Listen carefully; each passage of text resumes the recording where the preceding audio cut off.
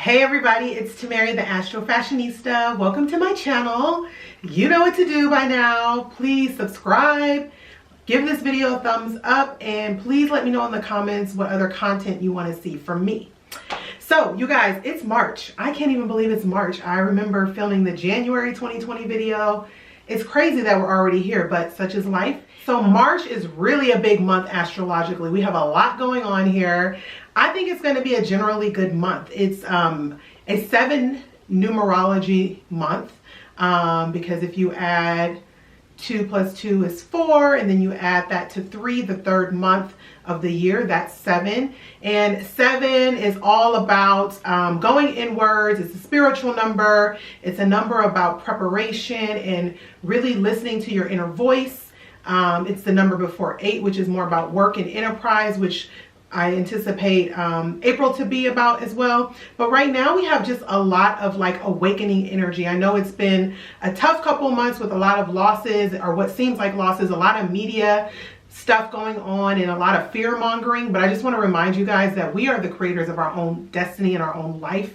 Don't let anyone, anything, any media property, don't let anyone scare you into things, or just scare you and make you walk through this life as if you're being a victim. Because although I believe we're being directed, obviously I believe in the, you know, the universe and the stars and planets and all that having an influence on our life. It's destiny, and I don't feel like we were put on this earth to just, you know, live in fear and go through a complete negative experience, unless we are putting a negative experience out there and then you're going to attract it back. So I just want to remind you to just like stay positive, stay woke, and turn off the news. Because I don't even watch the news, to be honest. I get updates on my phone or whatever, and then I move on and continue about my merry day because, hey, we got bills to pay around here. So anyway, I'm going to get into the astrology of March 2020. Okay, so we start out the month. I'm going to start with Tuesday with one of the major aspects happening. We have Venus in Aries, and it's going to be making a square to Saturn in Capricorn, which is down here. So when you think of Aries, Aries is cardinal fire. Fire is all about action, initiative, fire, hot, tempered. And Aries is a sign that's the first sign of the zodiac. And when you have cardinal fire, cardinal is about taking initiative and action. That's really like moving forward. And when you combine that with Venus, Venus is all about love and pleasures and being just nice and, you know, dainty and pleasurable. And Venus is actually considered to be in detriment in Aries. It's a ancient astrological term, being in detriment, meaning that it's not operating in its own domain. It's at home in Libra and Taurus. So Venus and Aries can be very hot-tempered, aggressive, assertive with love. But then when you combine that with Saturn, and Saturn is cold. It's the cold planet. It's the furthest from the sun, if we're talking about the 7 visible traditional planets. And it's in Capricorn, the sign that it rules, or one of the signs that it rules. And that's all about restriction and organization and being responsible. So a square in astrology is it's a difficult aspect. It's of the energy of Mars, so it requires action to get through. And so we have Venus square Saturn. I know I just said a lot. That is really wanting to maybe move forward in love issues, or move forward with a nice purchase, or move forward with anything that's in the Venus domain, whether it's like you know, shopping or being creative. But it's a little frustrating because Saturn's telling you to get your ducks in a row. So I'm going to interpret this the best way that I know too, which is a love issue. So that means frustration in love relationships. It's not you're going to want to maybe feel like moving forward or pressing an issue or being assertive in the love department. And it's really frustrating because you're getting pushback from Saturn saying, slow down. So this could manifest as for some of you as, you know, a hard lesson. It could be you thinking what you need to do to get out of a bad situation. If you're in a relationship, you might really feel the call to like end something if it's not working for you. And that's that Aries Mars energy, and Saturn's like, okay, we'll think this through. So I would just say it's a little tough in the love department on that day, but it's a Tuesday, it's one day. And it's also about wanting freedom, but also wanting stability. So it could be a little confusing for those of you who are looking for like something stable, but you also don't want to lose yourself. So it'll pass just like every other astrological transit. Okay, and then on Wednesday, March 4th, Mercury enters Aquarius. Mercury is still retrograde at this time. But it does a little better in Aquarius than it does in Pisces. I talked about Pisces in my last video, Mercury being in Pisces and being considered in detriment. Mercury does very well in Aquarius. So it gives us a little bit of a break before Mercury goes direct. Aquarius is fixed air. Fixed is all about structure and building things lasting, being kind of stuck in your ways. And Aquarius is air, thoughts. So we can be a little more stubborn during this time. Again, Mercury is retrograde, so if there's any arguments, I foresee some of us really trying to stick our ground. But just watch what you say. Don't say anything off the cuff, off the wall, because you can't take that back. And then on that same day, we have Venus entering Taurus in its own domicile, in its own domain. That's going to last until May 1st, which is amazing and great because Venus really likes being in Taurus. It's Taurus's ruler. It's about taking a break and enjoying life's pleasures. Taurus is an earth sign. Venus is, you know, it's a wet planet. It's moist. And so things are really fertile when it's in Taurus. So this could be a great time for planting, you know, seeds for, and I'm going, after Mercury goes direct, which we'll get to in a second, planting new seeds around like real estate or love or pleasure things that rule pleasure. Or if you want to, you know, maybe open up a new bank account or something like that. That's a positive way to look at Venus in Taurus, because Taurus is the sign of finance as well, or one of the signs that rules money, the main sign. And then on a relationship standpoint, things can get a little bit easier because, you know, Venus is in a place where it's comfortable, it's more expressive, it's more loving. It's a time where we're all going to want to feel a little more lovey-dovey and just really crave that like nurturing, that nice warm fuzzy feeling inside. That's like the best way to put it. And I forgot to move my Venus over to Taurus here for Venus and Taurus. Then on Sunday, March 8th, we have the Sun here still in Pisces, sitting right next to conjunct Neptune in Pisces. And Neptune is the modern ruler of Pisces. So this is really dreamy, creative energy. The Sun is about creativity itself. And Neptune is all about, it's the higher octave of Venus. So it's about being in love, being inspired, being creative. And this could be really, really creative energy. On the flip side, it can be really deceptive energy. It's an energy where we all kind of have on rose-colored glasses and cannot see things for what they are. We are seeing things in a better light than maybe it really is. So I do want to put a little caution out there. But for the most part, it's a really pleasant experience, and it's really about being inspired and being happy and like feeling fulfilled, because the Sun is about fulfillment. That same day, Venus in Taurus up here is going to be conjunct Uranus in Taurus, because Uranus is in a long transit through Taurus. And putting those two together, Venus in Taurus, which I already talked about, sitting right next to Uranus, the planet of change, excitement, things happening out of the blue, windfalls. So when you combine those two, the simplest interpretation of that is like meeting a love partner out of the blue. That could be good, and that can be expressed in some of you guys' charts, depending on what's going on there. It could mean relationship issues that come up out of the blue. So it doesn't always have to be a positive manifestation, but I like to look at both sides. So, but with Venus in Taurus in a place that it likes to be, it could be a positive change. It might be something that's much needed, because Taurus is a sign of, it's a fixed earth sign, so it doesn't like change. And Uranus wants to force change. So it could physically be forcing you out of something that's no longer good for you, or it could be forcing you into something that is good for you. So it kind of depends on what's going on in the full chart. If you want to know, hit your girl up. I can do a personal reading for you. Then on Monday, March 9th, we have Mercury that's in Aquarius finally going direct after a 3-week retrograde. I know it's probably been a little bit difficult for some of us communication wise, with traveling, with technology, all that stuff that Mercury rules.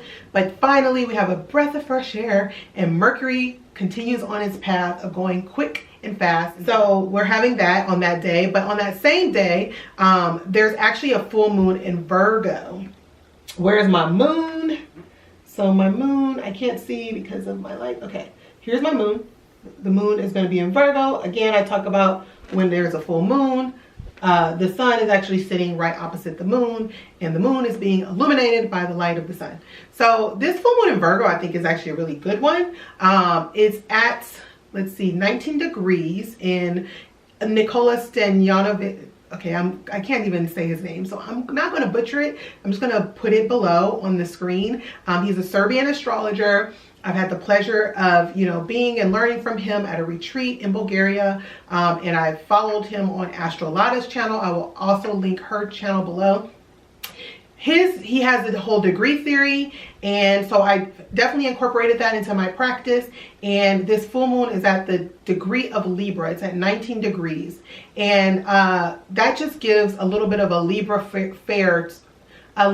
flair to this full moon, meaning it's more creative. So when you mix Virgo and Libra, that's skill and creativity combined. That's genius. That's like the Beyonce, her being such a great dancer. That's like Virgo talents with a Libra flair. That's like being a great makeup artist, somebody that can paint a face and beat a face, but with great skill and use their creativity. So that's what this full moon is about. It's a productive moon. It's also it's a time where if there's something that you are very skilled at or you're mastering, there can be some payoff around that time. And if you want to look back to the new moon that happened, it happened August 30th in 2019. There was a new moon in Virgo, and new moons are about planting seeds. So whatever you were working on around that time, you might see things come to fruition, they start to pay off. And there's some positive aspects going on. We also have the moon is making a positive aspect to Capricorn, Mars in Capricorn. Mars is exalted. It likes to be in Capricorn. So that's action. That's, things moving forward quickly in a nice natural way. The moon is actually also trining Jupiter. The trine is, again, a positive aspect. Jupiter is about abundance and making things larger. So the moon and Jupiter, it's a jovial time. And then it's also making a positive aspect to Pluto, which is all about transformation and powerful. So I really see this as a time where things might get bigger and larger than life and really be fruitful, something fruitful happening for some of us, especially if you have planets close to the 19th degree of Virgo, or in an earth sign close to that degree, or in a water sign close to that degree. Okay, then on Wednesday, March 11th, the sun in Pisces is making a positive aspect called a sextile to Jupiter in Pisces. And a sextile is opportunity. It's a trine is all about things happening out of the blue, then like you're not having to put a lot of effort. A sextile takes effort. So when you combine the sun, which is all about creativity, and you link it up with Jupiter, which is about expanding things and making things bigger, and it's in Capricorn, that's opportunity to create something lasting if you put in effort. So it's a good time to, like, if you're in a creative field, or if you're a person that is working on a creative project, sun in Pisces, to put energy towards that on that day so that you can see a payoff in the future with that Jupiter in Capricorn. Another thing I want to add is that Jupiter is actually the traditional ruler of Pisces. So Jupiter wants to help its sign. So if you put in the effort, it's going to pay off, because Jupiter wants to protect that sign. It wants to protect the energy in Pisces, and the sun is in Pisces. It's like, I want to help that sun out because it's in my sign. It's in the sign that I rule. This energy is actually going to last through the weekend, through Saturday, March 14th, because Mars in Capricorn will also be in a positive aspect. Mars is down here. Mars, again, about action, making things happen. It'll be making a positive aspect with Neptune in Pisces. Again, amplifying creativity and putting action towards something creative or something romantic. And this could be a romantic thing too, a love thing, because Neptune is the higher octave of Venus. And then there's also the Sun in Pisces is also making a positive aspect to Pluto in Capricorn. So there's a lot of Capricorn, Pisces support happening. So mixing the practical with the dreams and seeing how things really manifest and come to fruition by mixing those two energies. Then on this third week of the month, it's a big week, y'all.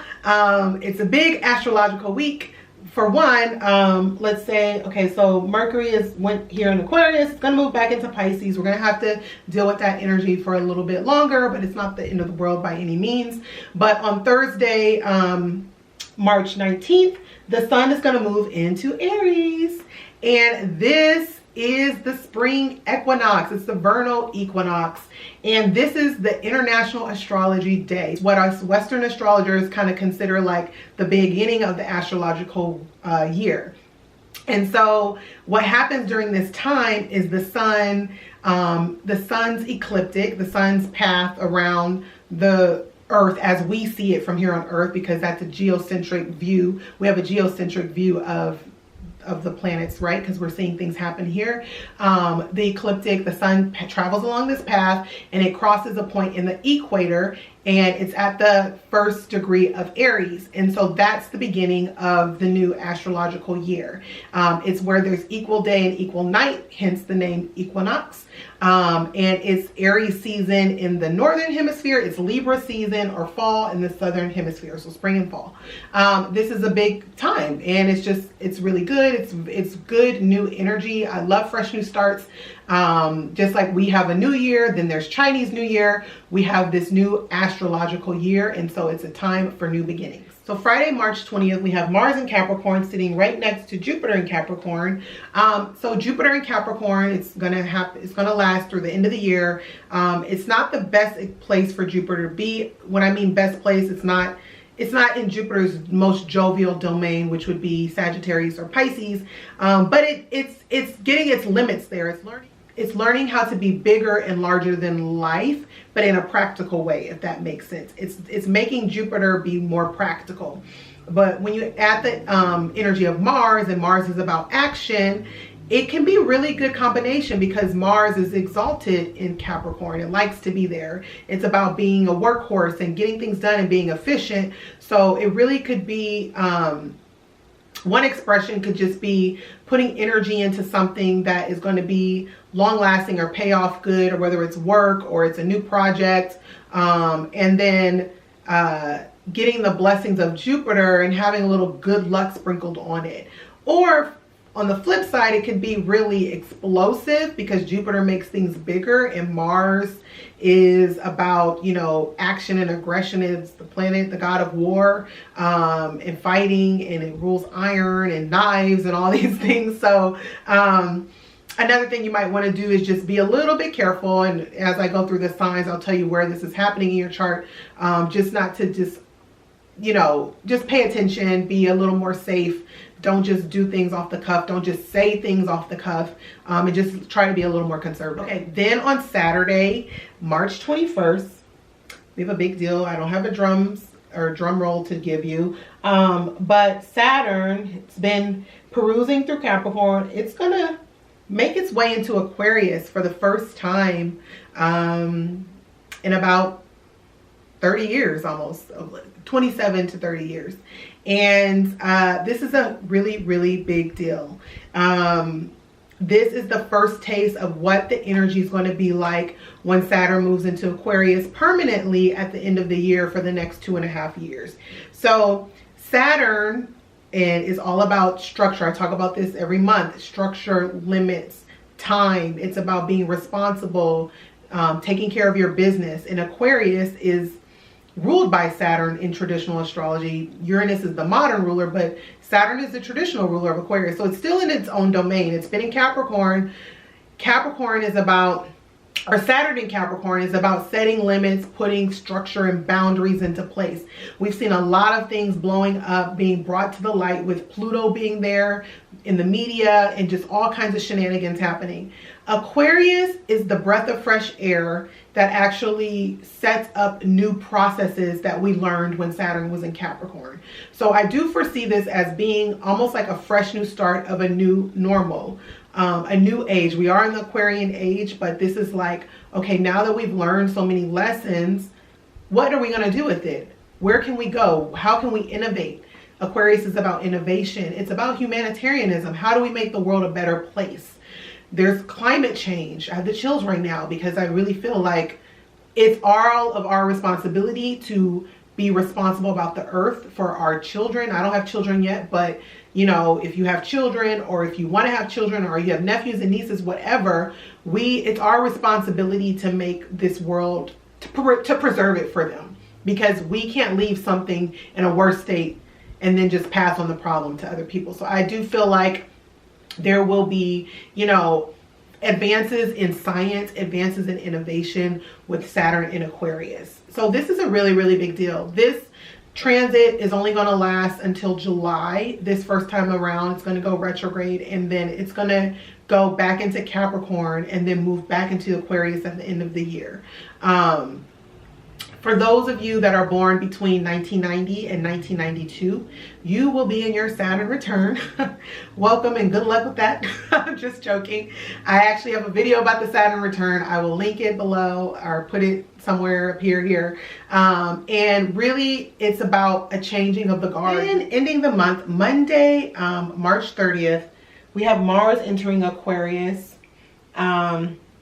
This is not as good of a week as the previous week. It's a little bit contentious just because Mars and Saturn are meeting up in Aquarius at the beginning degrees, especially Monday and Tuesday where it's exact. That's more frustration, it's roadblocks, it's things not going forward, because Mars is all about action and Saturn is about wait, hold, slow your roll. And so those two energies, they're the two malefics in astrology. They don't really get along. They're totally different of nature. So it's a little bit frustrating. So we're ending that week on a little bit of a frustrating note, but then we're going to be in April and there's going to be all new astrology, which I will talk about next month. So now I'm going to get into how this energy will affect your sign. Capricorn and Capricorn rising, there's so much going on with you with all these planets in your sign. I've been saying it every month. I'll probably be saying it to the end of the year. But we start the month off March 3rd with Venus in Aries, and it's actually in your 4th house, making a square to Saturn in your 1st house. This could just mean a literal frustration in your home environment or with a family member or someone pissing you off temporarily, or something happened in your home life that's a little irritating. It'll pass, nothing too huge to work on or to focus on, but just be aware of the energy. Then on March 8th, we have Venus. It's going to be in Taurus, sitting next to Uranus in your 5th house of love and romance. So this literally could be, and Venus is the ruler of that house. This could be someone coming out of the blue, or a date, you know, being set up last minute on a blind date, or you meeting a romantic partner of someone. If you're looking for someone, this could be a really good time to like meet someone out of the blue romantically. On the flip side, it can mean something random happening on a date that is unexpected, for better or for worse. I'm going to say hopefully for good, because Venus rules Taurus and is the ruler of the 5th house. So interesting to see what happens. If something happens, let me know in the comments after. Then on March 9th, we have Mercury direct. Hey, hallelujah. Mercury direct in Aquarius, and that's in your 2nd house. We're all happy about Mercury going direct after this retrograde. On that same day, we have a full moon in Virgo, another earth sign. So it's in a trine relationship, a beneficial relationship to all these planets in Capricorn. And it's happening in your 9th house of travel, spirituality, education, higher education. So there might be something coming to completion around that time, around all those different subjects. Think back to what was happening in your life back in August August 30th of 2019, and that'll give you a hint as to what might happen around that full moon.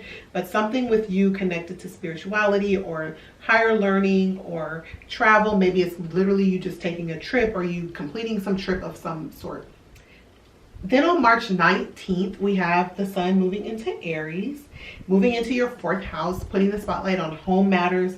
There's going to be a new moon there happening on March 24th, some days later. So this is a fresh new start in regards to your home life, your foundation, your family. The focus really being on those areas over the next month or so. And really being able to plant new seeds if you want to plant some seeds. I mean, you have a lot going on with you, with all these planets here. Change, transformation with Pluto there. Mars is there right now, so you're putting energy and efforts into something that might, you know, pay off for you in the long run, and that might be connected to your home life. So maybe you want to start looking for homes. Maybe you want to thinking about moving. Maybe there's some relationship with a parent that you're going to try to make better. Something. Just think about anything related to your home and family life and what changes need to be made there, and how you can spark that change. And then on the 21st of March, Saturn, your ruler, is actually going to be moving into Aquarius temporarily until July in your 2nd house of finances. So this is literally a time for you to start getting finances in order. Things might feel a little restricted. So this is going to be a longer transit that happens at the end of the year for about 2.5 years. Saturn transiting the 2nd is literally Saturn trying to get your finances together, being more conservative with money. As a Capricorn, you probably already are that way, or you should be, unless you have some other placements that speak to that or that indicate otherwise. But for the most part, because Saturn rules your sign and it rules your 2nd house, it should be an easier type of change for you to incorporate. Just get ahead of it, because Saturn, even though it brings structure, it brings hard lessons if you're being irresponsible. So just be aware of that. And then on March 27th, we have Venus. It's in Taurus, the sign that is in harmony with yours. So again, it's down here in your 5th house, and it's making a positive aspect to Jupiter in your sign. That's really, really sweet. That's like some blessing coming to you. It could be a good day to like play the lottery, honestly. Lottery is shown in a chart, in your natal chart, so I can't say you're going to win $1 million, but it's a good day to play the lottery because the 5th house rules gambling. It could be a nice day with your children. It could be a nice date night for you and your spouse, or you and your partner. Just a really, really sweet day. So that is what your month is like, Capricorn.